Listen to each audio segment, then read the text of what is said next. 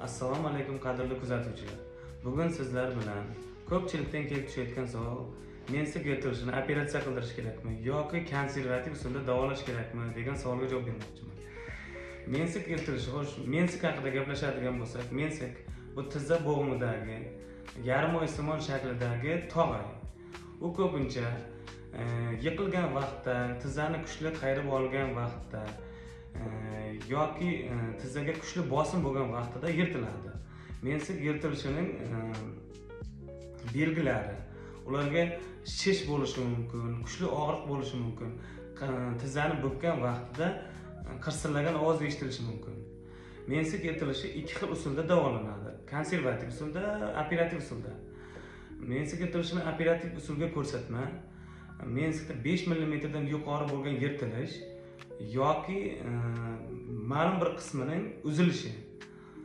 Undan tashqari bloklanib qolgan holatlarda ham, tizza bo'g'im bloklanib qolgan holatlarda ham operatsiya qilinadi. Undan tashqari holatlarda uni konservativ usulda davolasa bo'ladi.